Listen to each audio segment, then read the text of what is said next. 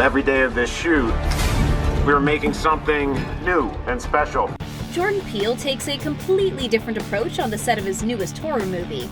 And something that is a testament to why I love movies. And I'll be talking about these days we made this movie forever. Jordan Peele's Nope gives us a fresh take on the classic genres of horror and sci-fi. With his iconic writing and directing, an incredible IMAX budget, and a legendary cinematographer, Nope brings a deep, thought-provoking message to life with stellar visuals and captivating performances to match. Number 1. We're here for whatever vision he wants to put on the screen. Jordan Peele's vision for this film was to make it like an introduction to horror for people who wouldn't typically watch it. Like an open invitation.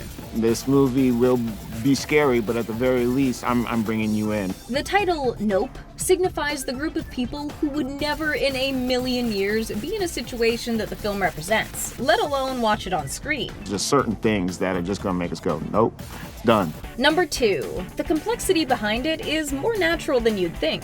Jordan Peele's directing style is actually pretty collaborative when it comes to creating the characters. The most impressive thing about Jordan is that he allows the story to kind of find itself. The actors found their characters' intentions changing minute by minute the more the story would unfold. To kind of be welcomed into a very collaborative environment like that is a huge blessing. Number 3. Speaking of building characters, Jordan actually did let me improv a lot, which was really cool. the great thing about Keke Palmer's character, Emerald, is that she was written in such a natural way that her energy and comedic talent popped off the screen. What was written of the character Emerald was so much what I like to play with in terms of my comedic wheelhouse. When Jordan gave Keke the script, it was clear to her that he'd already had her in mind when writing it.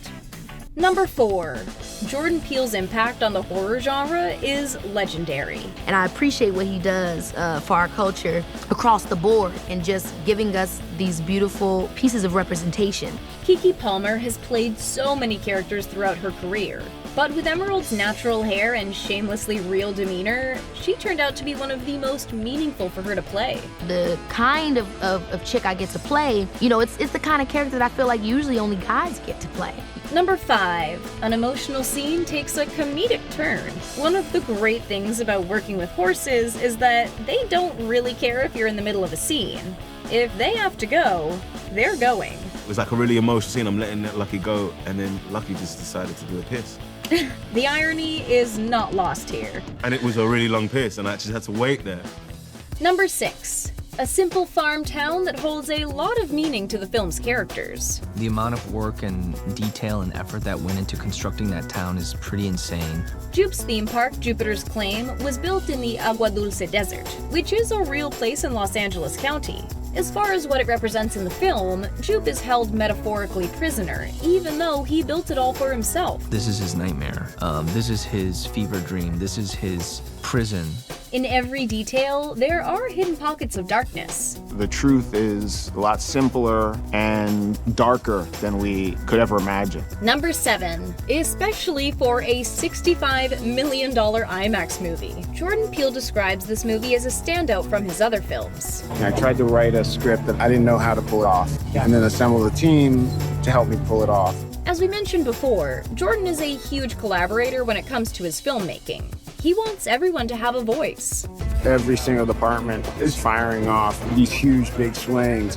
It was important for him to create an environment where every person involved is able to speak up and put forth their own creative imprint. We're all important individually, and in combination for all of us is hugely important. Number 8. Just like Emerald, Jordan Peele wrote OJ with Daniel Kaluuya in mind. In an interview with Empire, he describes his character as a humble man destined for an epic and otherworldly confrontation. He also speaks on why Daniel was the perfect person to play the role. Daniel's craft is on a different level, but it's his warmth that grounds audiences, even during points of absolute madness. You may be watching a nightmare, but when he's on screen, at least you've got your brother with you, and that's all you need. Number 9. It's very subtle, but it's there. The underlying message for the film all started when one of the producers gave Jordan a book on Edward Muybridge. godfather of motion picture for, some of these experimental photography that he took. This was the first door that opened up the exploration of the film industry and all of the exploitation that has always been part of it. That became an underlying theme that is, I think, woven throughout the film. Not only that, but there are several other important underlying themes throughout the movie. Let us know in the comments which ones jumped out at you. Number 10. We're talking consultations with actual jellyfish experts. Jordan Peele worked with John Dabiri, an aeronautics engineer and the Centennial Chair professor at Caltech, as well as the director of the Biological Propulsion Laboratory. So yeah, he definitely knows a thing or two about creating a massive UFO alien jellyfish. That jellyfish, known as Jean Jacket, utilizes features of real marine life throughout the film. Dabiri spoke with Thrillist about his inspirations. It has all of these interesting properties about looking at it in the eye. That metamorphosis that it has in the end, going from more conventional UFO flying saucer shape, and at the end, revealing itself. Number 11. Though Gordy the Chimp's story is painfully tragic, it's also based on the real-life story of a chimp named Travis. We won't get into it here, but the story of Gordy shares a major lesson on the treatment of animals for spectacle. Though in this film, the chimp was portrayed by actor Terry Notary, who is no stranger to this type of role. He also played Rocket in Planet of the Apes. Number 12. The film opens up with a major cinema fact. The very first assembly of photographs to create a motion picture was a 2-second clip of a black man on a horse. The only fictional thing about it in the movie is his identity as Emerald's great-great-great-grandfather. Great. There's another great-grandfather. But in real life, his true identity is no longer known. Number 13. But originally, he wasn't actually supposed to. In an interview with Sci-Fi, Brandon Perea, who plays Angel, shared that his character not only doesn't make it through the first draft, but also the second. Jordan was definitely in a mode of, let's wreck these people, and I'm like, no man, don't wreck me though. After talking to some of the studio heads, they all came to the consensus that they needed Angel until the very end. Number 14, also known as the alternate title. Apparently, Jordan Peele only thought of calling the movie Nope well into the pre-production stage of the film.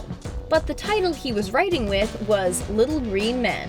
At the end of the day, the film felt singular, and Nope was the only thing that I could say to describe it. Because the film is about, among several other things, greed, the little green men represent the men on our dollar bills. Number 15. We're not promising any UFOs, but we have to mention the fact that Universal Studios reconstructed the park as part of its studio tour on the Hollywood backlot. Universal even built an entire website and social media profiles before the movie premiered, all of which were entirely fictional. But if you saw it before the film, you'd think it was a totally real theme park. Considering one of the film's major themes is about spectacle, again, the irony is not lost on us. So after going through all the inspirations, character collaborations, mishaps, and the true stories behind another one of Jordan Peele's brilliant creations, we're honestly just excited for what he's gonna do next. What are some of your favorite moments from the film?